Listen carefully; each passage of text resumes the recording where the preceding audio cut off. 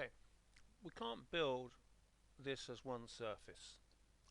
You can build a surface there, it's no problem, but what happens is you can't control the contour of the surface through various points along the shoulder. So the tool is telling you how the highlights are going to end up, and not you telling the tool, which is the wrong way around. So we need to break this surface up here into smaller sections. You could break it up from here to here into 4 sections, and I've done it in 3. But let's see how we do that. So first thing to do is to put a degree 3 curve here.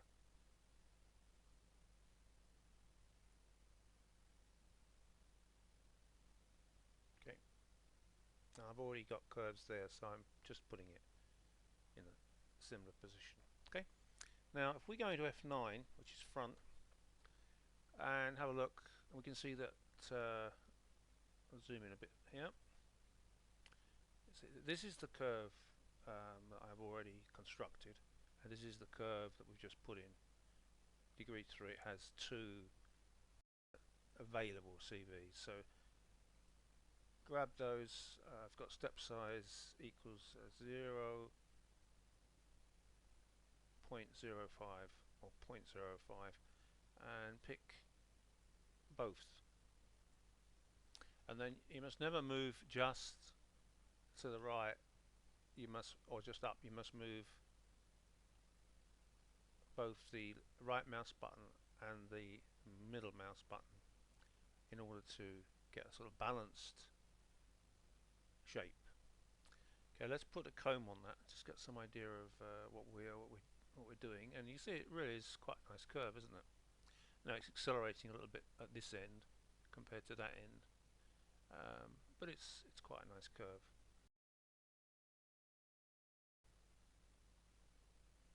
Okay, that's fine.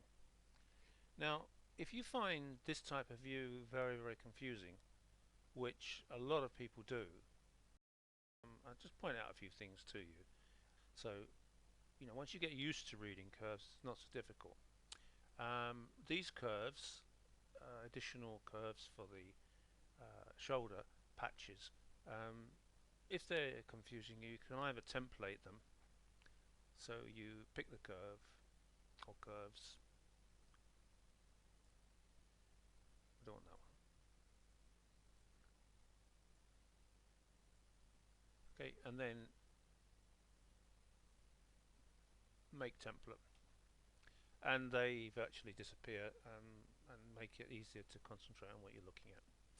Okay, if you want to recover them, for those of you that don't know this, template pick template, and template make, or make template, and there they are, they're back again. Okay, now an alternative way of clearing the scene is to pick the curves and object display invisible,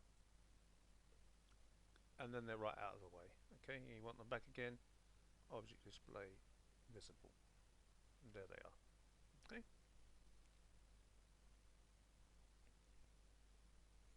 let's build this first patch for the shoulder surface here. I've got the bi-rail tool here set to position degree 5-1. I've got collinear there. Okay, pick the surface here.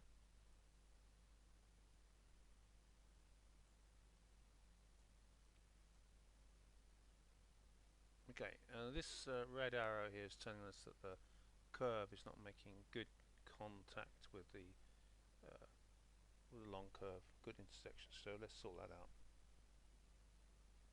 Okay, I've sorted that problem out, and just to show you the way I do it, come down here to curve edit, pick this tool, which is the stretch tool, pick the curve,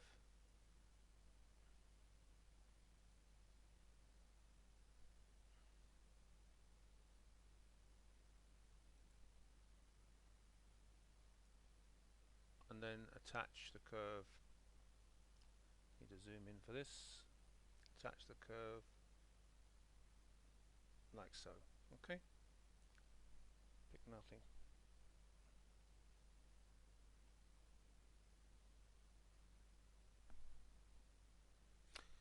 With this curve attached properly here, we can build the surface again. So just to check whatever set we have. Okay. So it's attached to the surface. Okay. Now it's showing us here we've got position failed. I'm going to put the hull on, and what I'm going to do is put another degree in the curve here, so in the surface here. So let's go there, and we'll go from degree 5 to degree 6. That gives us a little bit more flexibility because this curve is dipping down here slightly, and that's the reason why the surface can't hold true to the curve. And then we'll try up here, Gen 1, we'll try for tangency, and there we are. Now position has failed here, but that doesn't matter because we have got a dip here in the line of the car, and also we're going to trim out part of this surface anyway, because what's going to happen is from our sheet metal surface we're going to have a fillet flowing down onto here. So this is going to be a redundant area of the surface. What I'm concerned about is the bit of the surface that we're going to use, which is this part here, and its relationship to the fender top, and also how the highlights run.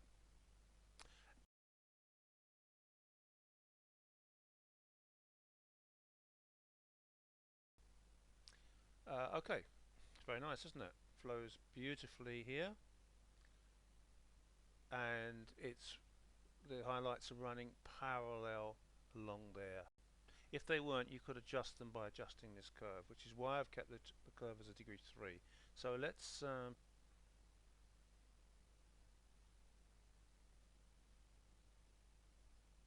okay, that's better. Now let's move that CV up a little bit. I want you to watch what's happening. Now the highlights are pinching together. So if I move it up a bit more, they're pinching together a lot more. So I can do a Control Z and another Control Z and go back to where I started. Okay, I hope you found that useful.